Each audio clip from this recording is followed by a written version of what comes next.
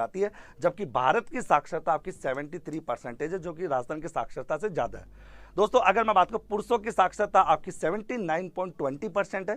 सर्वाधिक पुरुषों की साक्षरता आपकी झुंझुनू में, यानी सबसे ज़्यादा पढ़े लिखे जो पुरुष है वो आपके झुंझुनू में दोस्तों, और सबसे कम है आपके प्रतापगढ़ में। अगर पुरुषों की बात करें तो सर्वाधिक आपके झुंझुनू और सबसे कम प्रतापगढ़।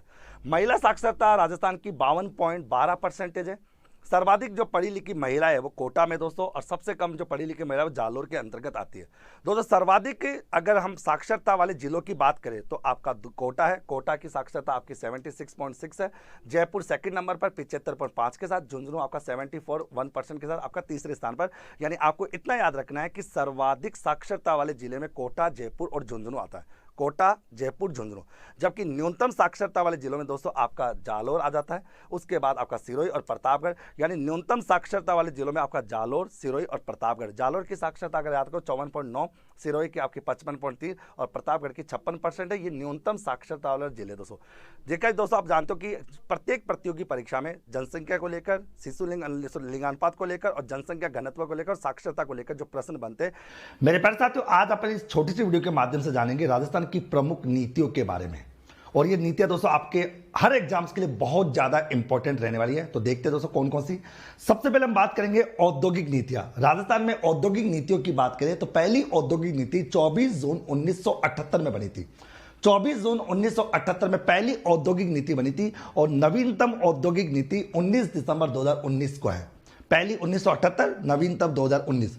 इस बीच में 1990 में दूसरी औद्योगिक नीति, 1994 में तीसरी औद्योगिक नीति, 1998 में चौथी औद्योगिक नीति, 2010 में पांचवी औद्योगिक नीति, 2015 में आपकी छठी औद्योगिक नीति और 19 दिसंबर 2019 में सातवीं औद्योगिक नीति बनी। जिसमें से आपकी जो प्रथम 4 औद्योगिक नीतियां हैं वो भैरव सिंह शेखावत के काल में बनी है, जो सर्वाधिक है।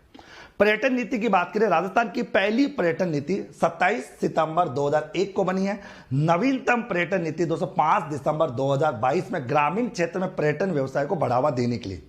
इस बीच में 2001 की पहली पर्यटन नीति है, 2007 में दूसरी पर्यटन नीति है, 2015 में तीसरी पर्यटन नीति है, 9 सितंबर 2020 को आपकी चौथी पर्यटन नीति है। और दोस्तों अभी नवीनतम 5 दिसंबर 2022 को ग्रामीण क्षेत्र में पर्यटन व्यवसाय को बढ़ावा देने के लिए पांचवी पर्यटन नीति बनी है।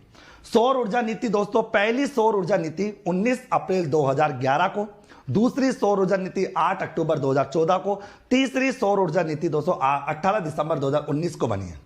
शिक्षा नीति, पहली शिक्षा नीति 1968 में कोठारी आयोग की सिफारिश पर, 1986 दूसरी और नवीनतम 2020 जुलाई 2020 को बनी है, जिसमें MHRD का नाम बदलकर शिक्षा मंत्रालय किया गया। जनसंख्या नीति दोस्तों अगर बात करें, राजस्थान की प्रथम जनसंख्या नीति 20 जनवरी 2000 को बनी है और नवीनतम जनसंख्या नीति 20 जनवरी 2020 को बनी है। वन नीति 18 फरवरी 2010 है, नवीनतम यही है, इसके बाद नहीं है, 18 फरवरी 2010 है।